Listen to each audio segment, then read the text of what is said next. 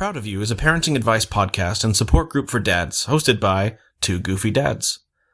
They are not pediatricians, nutritionists, OBGYNs, psychologists, nor are they authorities on parenting. They're just two dinguses trying to figure it all out. Their advice should not be taken as expert information. Parenting looks different for everyone, and there's no wrong way to be a dad. Frankly, if you're taking the time to listen to a podcast about it, you're already doing a great job. And these dads are proud of you. Ladies and gentlemen, can I please have your attention? I've just been handed an urgent and horrifying news story. And I need all of you to stop what you're doing and listen.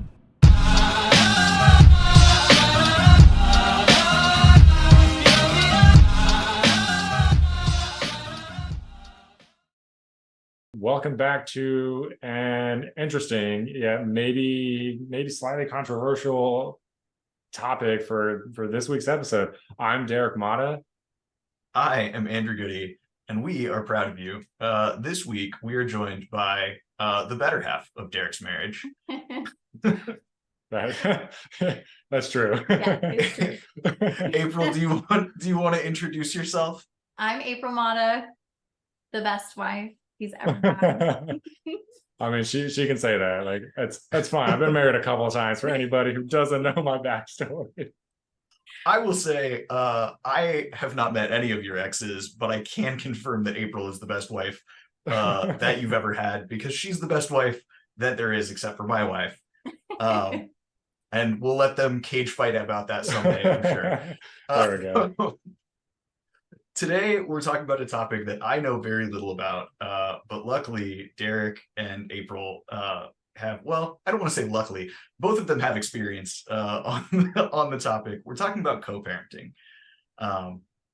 And I think it's a really interesting topic as somebody who is not in that situation, because I can imagine that co-parenting is easier in some ways and a lot more difficult in other ways. And so I'm really interested in hearing your guys' perspective and hearing from the other dads and couples that are listening to this down below in the comments once we post this, about what that life looks like.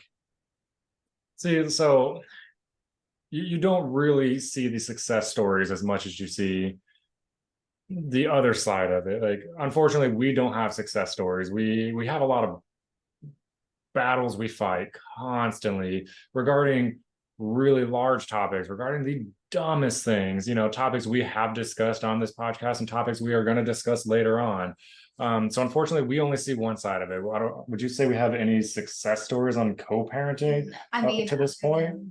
Not with your side of things. Like, my side, I tell Derek all the time, like, my side of things, like, my son's biological father is like just not in the picture, wants nothing to do with it. He's like, cool, like, here's child support, leave me alone, like, whatever. And I'm like, you got so lucky. Like, I have the easy ex. Like, you're welcome. Yeah, no, I mean, I'm definitely grateful for that one. I know not everybody is, I want to say as lucky, but like, doesn't have it as easy as I do. And like, we don't have like the TikTok things that you see where like the moms are best friends and, oh, the new wife is best friends with the girlfriend. Like, no, like, even though that's like the 1%.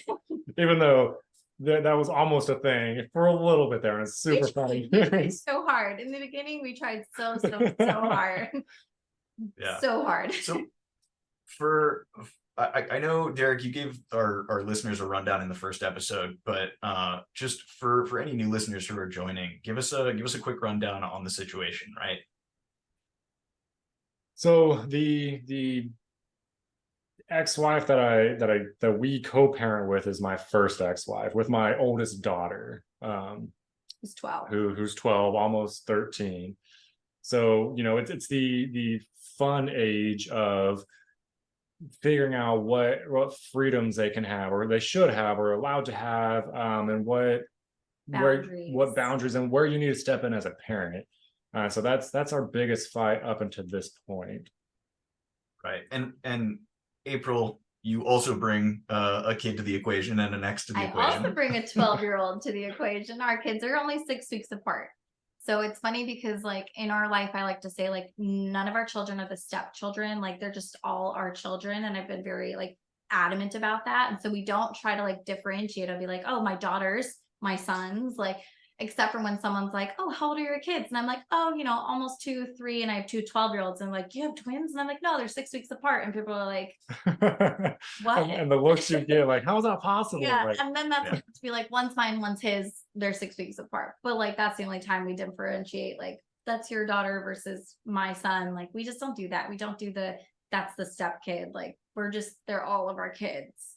And I tried that from the very beginning, especially with co-parenting. Like, she's my daughter just as much as my biological children are, which in co-parenting is hard because as a mother, you don't want somebody else mothering your child. And that's kind of, I think, where the initial headbutting in parenting has started. Because a few years ago, there were comments made that that's our daughter. She doesn't need to be a part of that. And I'm like, but I parent her 50% of the time. So like, and it's you to say. and that's where it all kind of started, is once those comments were made to kind of exclude her from, April, since, those who are listening can't see what I'm doing, excluding her from parenting. That's when, we started butting heads on what's right, what's wrong. Because yes, when I have custody of my daughter, I'm at work. And so who is the one technically raising her? Well, it's April, of course. So she's not going to call me for every single thing. Like, oh, hey, she wants to know if she can go hang out at her friend's house. She's just going to make the Parental decision. Exactly, because she is the parent here. I want to say maybe it was a lot easier in the beginning when it was just like, hey, make sure she doesn't watch these YouTube videos. When it was, remember Momo? I don't know if y'all remember that whole thing.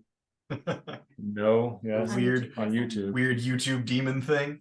Yeah, so like That was our biggest battle. that was the biggest fight at the time. And like, let's make sure to watch what she's watching. Okay, cool. Like, Yeah. And I can imagine that, and I feel this way about parenting in general. I have an 18-month-old. It's hard because it's very time intensive and she needs help with everything. But I feel like the caliber of challenges changes drastically as your kids get older and get their own autonomy, especially in this modern world. I mean, we're going to talk about internet security in a future episode, and boy, is that just a whole nother bag of cats.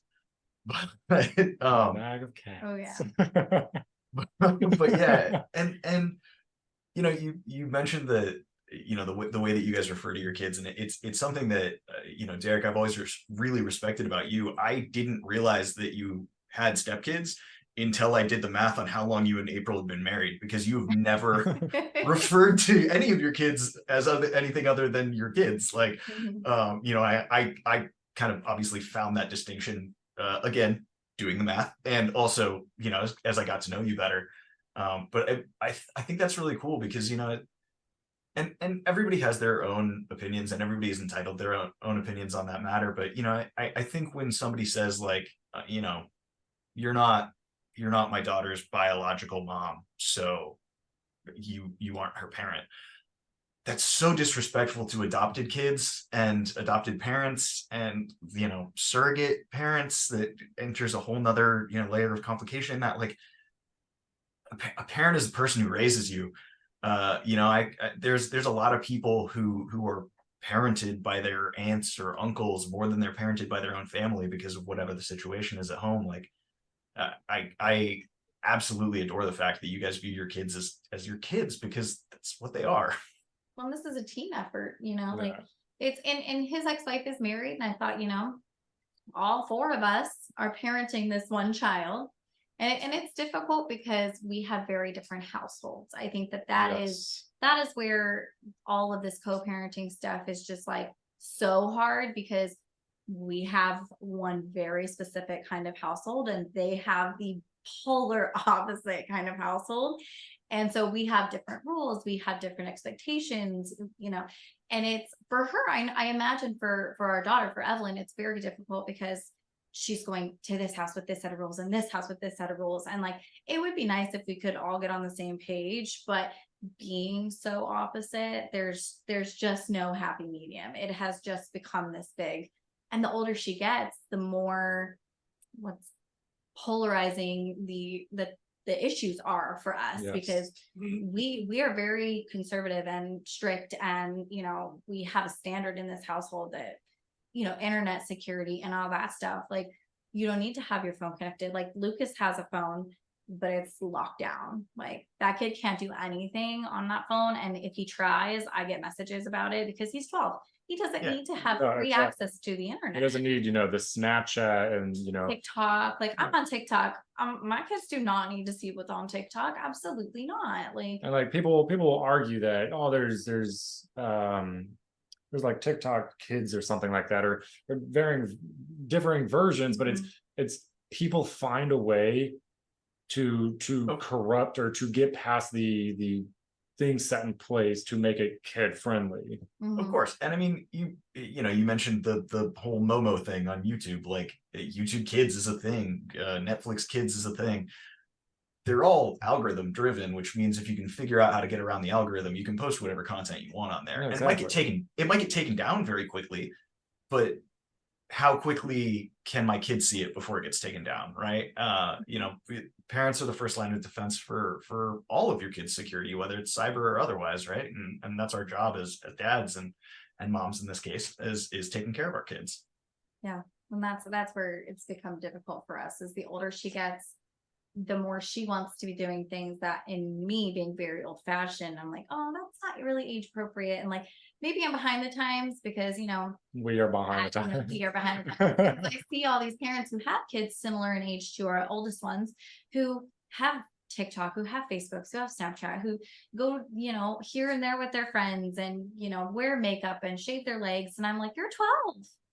Like, no, like, I wasn't allowed to. My mom was a very lenient mother, but like, I wasn't allowed to wear like a full face of makeup until I was like 16.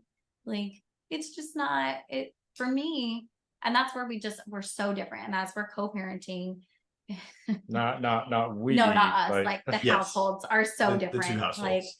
Like, it's very complicated. And I grew up in that situation. My parents were divorced, and my parents tried to co-parent, and my dad had one type of household and my mom had another type of household. And as a child, it's very difficult. And now, as a step parent and as a co-parent, I'm like, oh, now I see what was going on behind the scenes and what went wrong. Because as a kid, I was like, oh, my mom's house is the fun house. I want to live with my mom.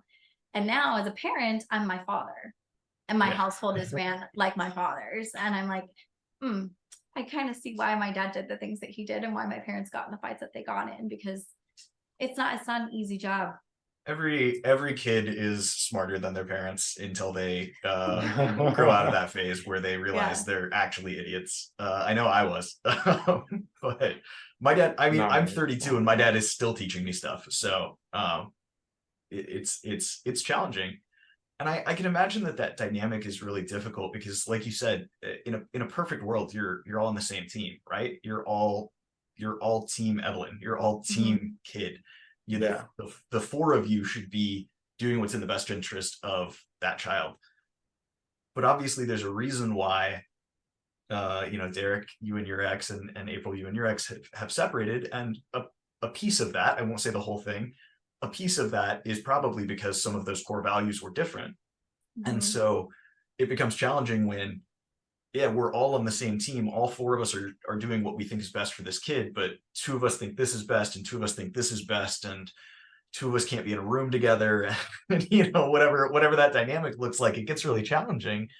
And, for me as somebody like, me and my wife are team Alana, right? Everything we do is about Alana, but we also are together because we have things in common, and also really deeply care about each other and want to stay together. So when we disagree, because we don't see eye to eye on everything, especially, I mean, Emily and I are very different people in a lot of ways. But it's easier for us to have those tough communications and work things out together when we disagree on what's best for Alana, because we don't have the tension of a breakup. And we are still, at the end of the day, we do still want to be together, where, you guys have chosen to part ways for one reason or another. Obviously there's going to be some tension there, and there's going to be some difference there, and working through that is I would imagine is really challenging. Yeah, I think in co-parenting, when there are conversations being had between him and her, like tensions run very high because there's still a lot of like emotions in that situation. Like, and I think that she lets the bitterness of like, oh, he's happy and he's got more kids and this and that, like, because there have been comments made about us having more children together and stuff that, well, I wouldn't do, like, it's just been, but like I think that that makes the co-parenting even harder because she's hell bent on fighting with him. Like That is true. that she probably agrees with him about, but like we'll fight with him just to pick that fight with him. Like, because I know she can't be that naive, like that your daughter is not going to be doing things behind your back, because I'm the mom that like, you're 12, your phone is in my household, I get to look on what's on your phone, and every time I find something and I'm just like, no, not in my household. I'm so protective because I was partying as a teenager. I was doing drugs as a teenager. Like, I got pregnant as a teenager. Like, so I know what can happen as a child, and what children are doing and the lies that they're telling their parents, because I know every lie I ever told my mother. And like, while she was raised very differently than me, his ex-wife, she was raised differently and she was a good kid, and she might not know those things. And as a co-parent, I'm like, but let me help, like, Yeah. because I have that Yeah. experience. I'm not trying to bash you as a mom. I'm not trying to say that your decisions as a mom are wrong. And I'm not trying to say that our daughter is a bad kid, but like, nobody thought I was a bad kid either. Yeah. And like, I gave into social pressures so easily, and like, with social media and with TikTok Yes. and Snapchat and all that comes even more pressure than when we were kids. And I'm like, I can't imagine what it's like to be a teenager in today's world. So I'm like, just let me help. But I think it's like, that's my daughter. No. Mhm. And so Yeah. like, our co-parenting is just, Like she doesn't want any kind of communication because she's afraid of admitting she's wrong, I guess. And I guess that's a lot of issues in the negative co-parenting side of things. It's like one parent always thinks they are right. Do I think I'm right? Sure I do, because like I see, you read all the stories, you see all the things of the kid who, if they just listen to their parent, they'd be better kids or whatever. Like, so like I think I'm right, but like I'm willing to admit when I'm wrong, or I'm willing to, you know, and we're not always right. I mean, no, we're not. maybe Like, our ideals and stuff are not, they don't work with today's world and with today's kids. And, maybe we have to change our outlooks a little bit, but like, there's no give and take on any of it. So it's just like, but like I want to what have do the you do? conversation, and like if a conversation was had, then maybe it would be more successful. But Yeah. when one side or the other doesn't want to have it, it makes it that much more difficult when relationships between parents and children, or parents and parents, aren't able to be had anymore. Yeah. Yeah. And I can imagine that, that plays a huge factor, the divide that we talked about in having that breakup. Human nature, it's really hard to put your pride aside and say, hey, I was wrong and your perspective is actually correct. It's only harder to do that when you have discourse with somebody already, right? When you're already butting heads over other things.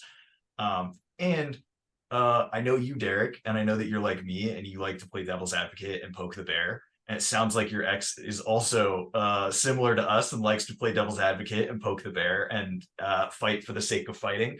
And it's really hard to set that aside, because I mean, that's my default nature. And I've had to learn to turn that off with so many things being a dad, because at the end of the day, again, we're all team kid, right?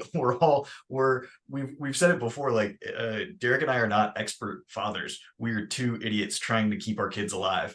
Like, if they ideally, I will give you're probably an expert, but that's you're a mom. We've never had a mom on this show before. I've got 3 kids. I'm an expert. Yeah. But yeah, I mean, it's but even that, like you said, right? You've had 4 kids, you've got a ton of experience, and you're still finding out that some of your ideals are, I don't want to say outdated, but don't fit with the modern world, and you're having to No, yeah, learn they to are outdated. adjust and adapt and figure out how, you know, when I was a kid, I was out until the streetlights came on and I came home. In the modern world, depending on what neighborhood you live in, that's wildly unsafe now. That's actually something we ran into like- not that long ago. Evelyn had spent the night at a friend's house, and I spoke with the friend's mom, and we were all on the same page that they were all going to the movies, because it was, can Evelyn come to the movies with me and my mom? And I was like, yeah, just like, cool. They were going to see the Barbie movie. Awesome. Go have fun. And when Evelyn got home, come to find out, the mom just dropped them off at the movies and left. And I was like, when I was 12, that was okay. But like in today's world, Yeah. that's not okay with me. And I didn't know about it. And I was just like, I That's would not be more okay. concerned about the lack of communication there. Yeah. Yeah. That if and maybe that's, again, in a perfect world where you have that communication, that's a learning point instead of a fighting point, right? Hey, you thought this was okay. I don't necessarily think this is okay.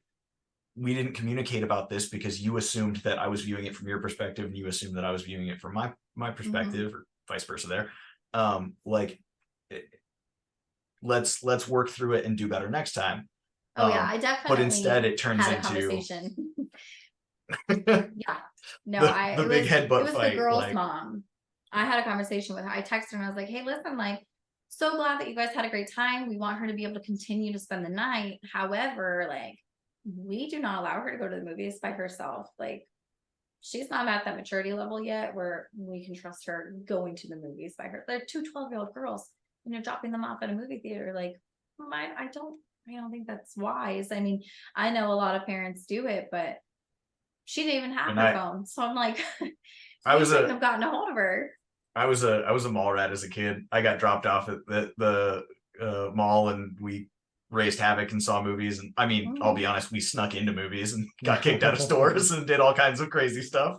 Like, I was a mall rat, so, but I would yeah. get dropped off at the movies and meet up with the boys, and we would go skinny dip in the apartment pools next to the mall. Yeah. Like, so like we're different kids. I'm such a saintly person in this whole thing. Like, But so for me, I'm like, oh, you dropped her off But at the that's- movies. Is she still at the movies though? Because if Yeah, it were me, but- I wouldn't be. But Derek, you just hit on a great point, right? I mean, how much between the two of you, how much perspective is shared there? Because I know Emily and I are that way, right? Like, she was a great kid. I was, people thought I was a great kid, but like, and so it's being able to see that perspective and talk through it, because there's a lot of stuff. I'm sure I'm probably going to overreact to things and think that my kids are getting into trouble, because if I was in their situation, I absolutely would be. And Emily's gonna have to come around and be like, no, they're just hanging out. Like, they're not you. They didn't sneak a 6-pack out of the fridge to go hang out in the backyard. They're just hanging out in the backyard. Like, and so seeing both sides of that perspective, I think it's important to have both pieces, and not always assume that your kid is the bad kid, or always assume that your kid is the good kid, because they could fall anywhere on that spectrum, right? I just tell my kids, my mom used to say to me when I was a teenager, and I hated it. She would always say, I will always find out. yeah, my parents said the same. I didn't But do she'd anything, say but it my like parents that. said the same thing. Yeah, my parents said the Like, same Mom, thing, and if they you never knew, did. though, no, my mom never knew, because I'm like, Yeah. if you knew, you would have stopped me. You wouldn't have let me do the things I was doing. But now I find myself telling that to our kids, where I'm like, I'm always going to find out what you're doing. And I say it the way my mom did, like, I may not know right then, but I will always find out. Yeah. I'm like, God, I am my mother in my father's household, basically. It's just- We don't have the time or the psychological budget to dive into that one right now. But so I had a question for you guys, and I don't know. It's difficult because your situations are so different, right? Because I think the situations that you are in, the situations that you have with your exes, influence this a lot, and that's true of the question in general. But I was going to ask, do you think it is easier to as far as co-parenting, right? There are two sides to the spectrum, and you guys happen to hit both of them in your relationship. There's being a step parent to somebody else's biological child, and there is co-parenting with the biological parent of a stepchild, right? Which of those aspects do you think is easier, right? Or more challenging, or what are the challenges of each aspect of that, right? Of being the parent to a stepchild, and also of having your child be parented by somebody else. I mean, I would say it's definitely easier just being the step parent, because there's nobody to, I mean, obviously I can only base it off our own experiences, but there's nobody to butt heads with, or like, hey, this is the decision I'm making, for somebody to be like, yeah, just kidding, that's my kid, you're not doing that. So yeah, definitely easier from my perspective for that reason. I would say that, you know, sometimes maybe there's challenges, because maybe I need that other person to be like, okay, hey, like, let's meet in the middle here. Like, okay, I get where you're coming from, and I don't have that. So it's just like, I make the decision. It may not always be the right decision, but I think it is. I mean, obviously we discuss any major decisions, but you know, in the situation that she's in, it's not, she can just make a decision and go. Like, I can't even make that decision for my own child. We now have to go to her mother before a decision is made on her behalf. So it's very difficult. Yes. Yeah, I feel like with Lucas, like Derek is his father. Like we don't have that like stepchild dynamic with Lucas, because Derek has been his dad for 5 years, and he's the only dad he's ever known, because Lucas doesn't know his dad. Like, so like Derek is his dad, and Lucas will tell you like, yeah, Derek is my dad. I'm like, he doesn't call him dad, he still calls him Derek, because to him he's like, that's weird, like he grew up for so long not saying dad to anybody. And like, and we have like a rule with our older two that like, you don't have, Evelyn does not have to call me mom, Lucas does not have to call him dad. Like, you know, that's you're welcome to, but it's not required. You're welcome to, we're happy if you do, you know, but it's not required. However, in front of the two little ones, you will either say mom or dad, or just not address us by a name, because we don't want that confusion. But when it comes to Evelyn, being her stepmom is not hard. Like when she's here, we get along great. Yes, she likes to that's go true. shopping with me. That girl is up my ass all day long, because she's homeschooled, so she's not at school. So she's here all day. Like she's done with school in an hour, and then she's sitting behind me while I'm working, just talking my ear off. And then if I'm like, I'm headed to the store, can I come? And like, it's cool. It's cool to have like a girlfriend to go out with for, you know, for the day to go shopping. But, and like, there was a point, I think, early on in our marriage where Evelyn had been quite disrespectful, and actually your ex got involved, and she said, you will respect April. Like she is a parent in your life, and you will respect her. I think we've gone way past that, like go team. Yeah, but I think it's not hard to be her stepmom. It's hard to be her stepmom and co-parent though. Yes. Because Right, when she's yeah. here too, like she's on board with our rules. She's not upset about it. Like she'll have her phone. Like we have a rule that like, because her phone has every app under the sun and free access to the internet, that her phone doesn't go to her bedroom with her. It stays on the kitchen counter. She can use it. She can call her mom. She can text to her if she wants to text, but the phone stays on the counter.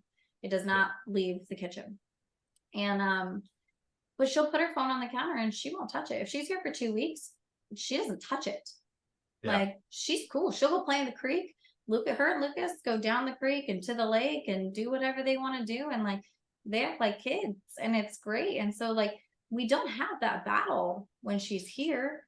It's more of a battle of, okay, but we know everything that's going on, and we'd still like to kind of like have a say in what goes on in her life, even at home.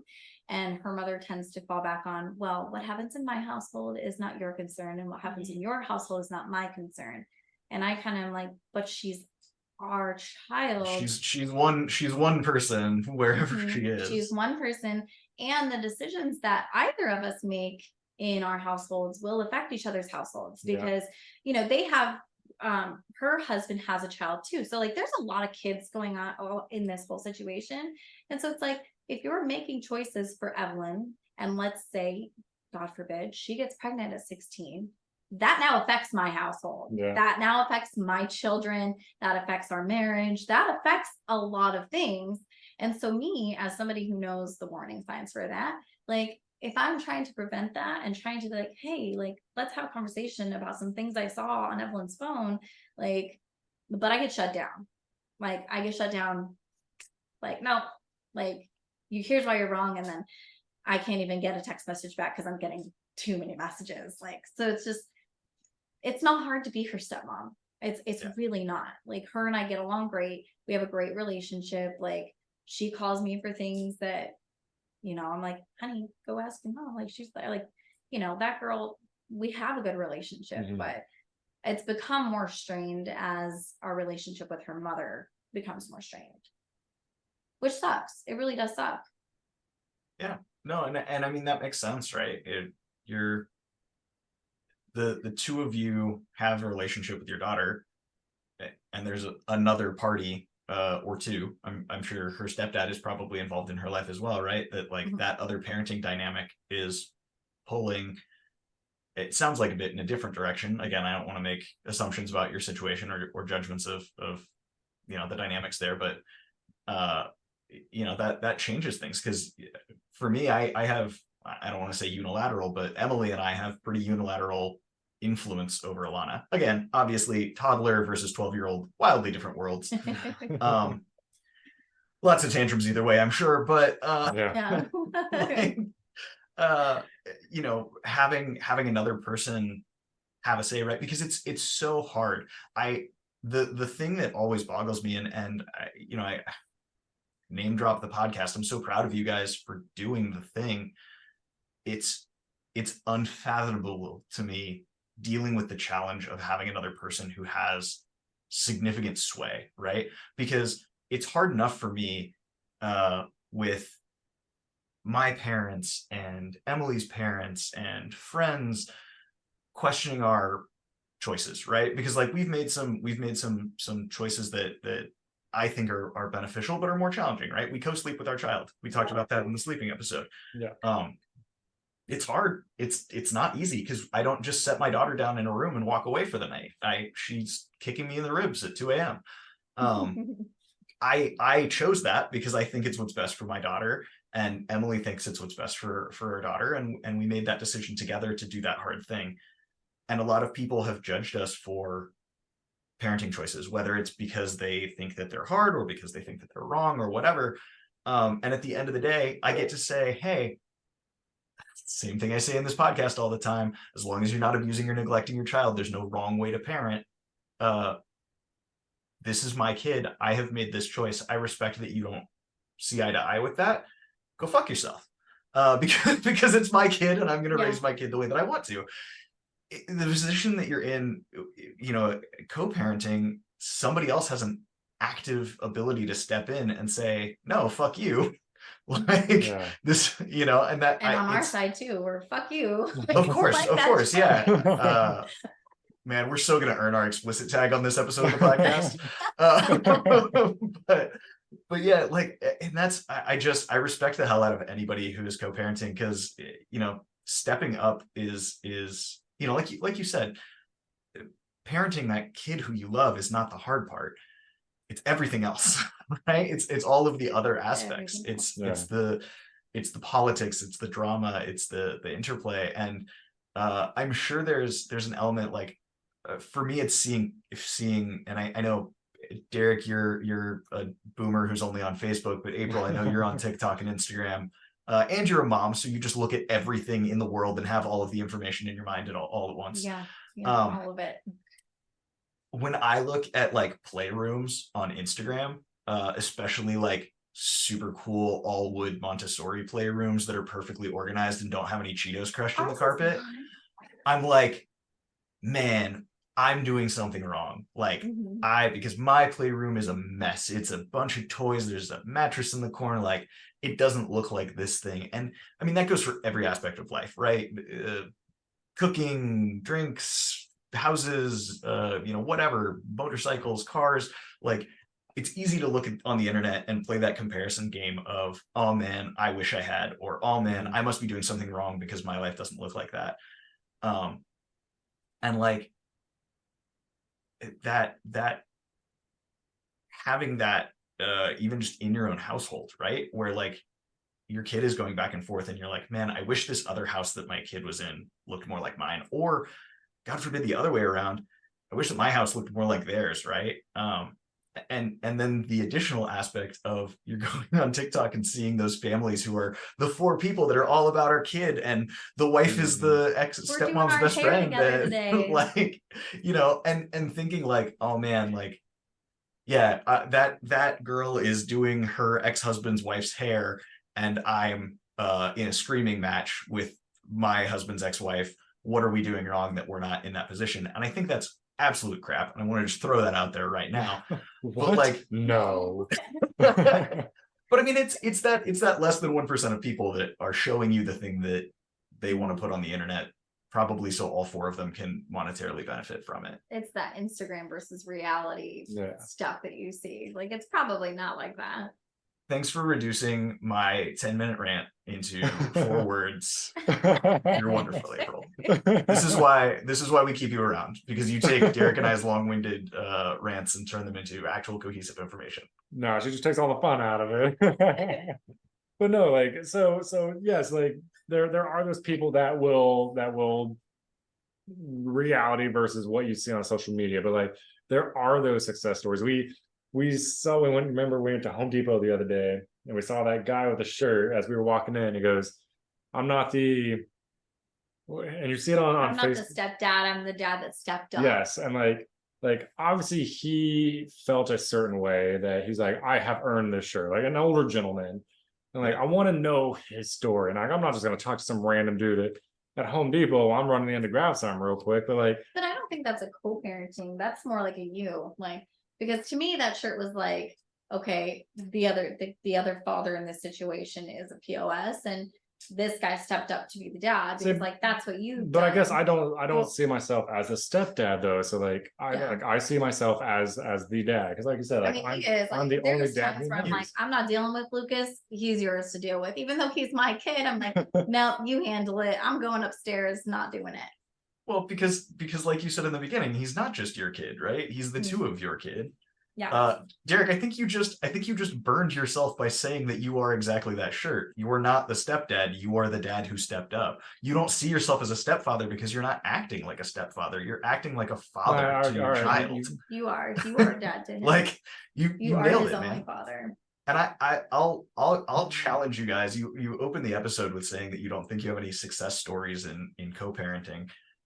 You might not have any TikTok worthy success stories in co-parenting from a couple's dynamic, but like I've met both of your stepchildren. They're both great kids who are alive and loved. That's a success, man. Like you're raising kids successfully. That's awesome. Every day your daughter loves your wife. That's a success story. When Lucas sees you as his dad, that's a success story. Like, don't sell yourself short, man. You're doing the work.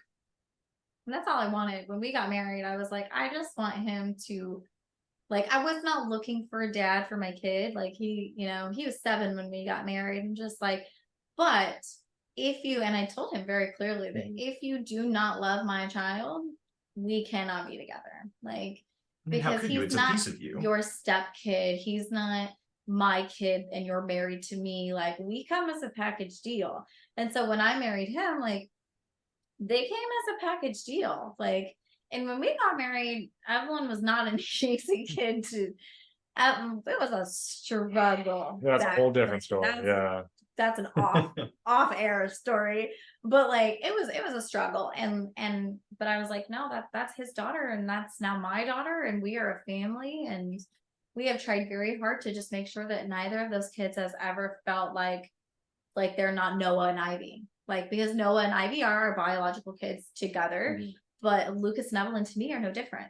Like, they are both a part of our family, and it sucks now because of our co-parenting and because the strife that is going on. We realize the stress that it's put on Evelyn, it's a lot of pressure on her to try to please us, to try to please her mother, to go from this house to that house with the different rules. And we've worked so hard since we've been here to like, get her every other weekend and this and that, but it has just become so hard on her. And we've made a decision recently to just scale back, go back to what the original custody agreement was, and we'll get her for the summer.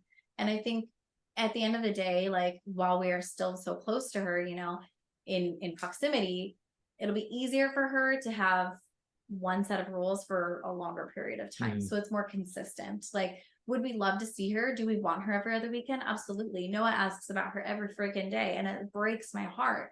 But for Evelyn's sake, and just for everybody else, for us, for her, mom, for her stepdad, like, so there's not this constant fighting about what's best for her and, what she should be allowed to do, shouldn't be allowed to do. Like, so for the summer, 2 months, like she will just have this one consistent household. And for the rest of the year, she'll have the other consistent household. And while it might not be our rules, it's consistent for her. So it's what's best for her. It sucks for us, but it's what's best for her. So that's where we're at with our co-parenting, is kind of just letting it be. Well, and Derek and I have talked about it a lot on the show, that a big part of being a dad is just making those hard choices and hoping that you're doing the right thing. And all you can do is all you can do is the best with the information that you have in the situation that you're in, to try to do the best thing for your kid. And it sounds like that's exactly what you're doing, right? You're making that hard choice to take that suck on you instead of having it suck for her. And it sucks for all of us. It sucks for the little ones. It sucks for Lucas, because he was so used to just like having this friend, even though they don't like the same things, but like they're hanging out, they're the same age, so like they are doing the same thing. So he like doesn't have that constant friend here anymore, and it's like, it sucks. But like I really think that at the end of the day, when we get her next summer, that like I think she'll appreciate it more. Because I know as a child I went back and forth every other weekend. It was, my dad had us every other weekend and every Tuesday night from 6 to 8. Like, and it was so hard as a kid, because you have your friends at this household, you have your friends at that household. And like, if this friend's having a birthday party, and my parents fought so much that like, if my friend at my mom's house was having a birthday party, but it was my dad's weekend, well, I wasn't going because it's his weekend, and vice versa. Like that was not happening. And like, we never want that for Evelyn. We've always been like, I think she has more friends up here that she actually hangs out with versus down there where she lives. But like, I think she'll appreciate the not going back and forth, because I hated the going back and forth. It was awful. And we don't get that quality time with her, because when we get her on a Friday afternoon, evening, and she's got to be home by Sunday afternoon. So we really just get that Saturday, and we're getting less time with her because he's at work. But like, even if she gets dropped off on a Thursday night, well, she's here with me on Friday. And while I love to hang out with you, I am working, and your dad is not here. The one person that you actually came to hang out with, like, he's not here. So when we get her for the summer, I feel like it'll just be, he'll be able to like take some vacation time and spend a couple weeks with her. And that's where our co-parenting has led us. Hopefully you guys will have a greater appreciation for that time too, right? Because you're getting to fully and completely enjoy having her in your life, not the hectic fight of having it be a back and forth. It's awesome. So I think that covers hard. Co-parenting is very difficult, but I'd like to, I know Goody too, and anybody else who wants to read the comments on YouTube, like comment below this video on things that have worked for you, success stories that you have had. Send us an email, shoot us a tweet, or whatever social media platform. I am a boomer. Shoot us a tweet. Yeah, shoot us a tweet. Reach out to us on Twitter. I think it's called X now. But nobody do tweet at us. It's at Proud of You Dads on Twitter and Instagram. We're also proudofyoudads@gmail.com. Please continue, Boomer Derek. I mean, you pretty much covered it. Like, just send us a message on any of the random social medias that we have. We'll check them. We'll reply back. We read every comment that's posted. We see every like that's put on something. And we want to know, especially we would like to know what actually works, because so we can take those success stories and apply it in our own lives. We're not perfect. We have just figured out what works for our current situation. Yeah, and the opposite applies too. Let us know if you're struggling, because we want this channel to be a community for people. And maybe Derek and April have the answer, maybe they don't. Maybe some other dad can reply to that comment and can let you know what's worked for them. And Tell us we're idiots and we're doing it all we wrong. can all learn and grow together. That's it. I'm doing it all right. Everybody else is doing it wrong. Yeah. We established early on I'm the expert. Oh, that's right. It's true. It's true. Well, April, thank you so much for joining us. Thank you for being our first mom guest on the show. This is a podcast for dads, but it's important to listen to your wives, guys. So this is our mom fact checker that we have stated. Yes. Derek's wife and my wife both listen to the show and tell us if we say anything too egregiously wrong before we post our content. So thank you for being a part of the show and for sharing you guys' experience. For this week, I think that's all for us. I'm Andrew Goody. And I'm Derek Mata. And she's April Mata. I'm April Mata. And Just letting you guys have your thing. Yeah. And we are proud of you. Thank you so much for joining us.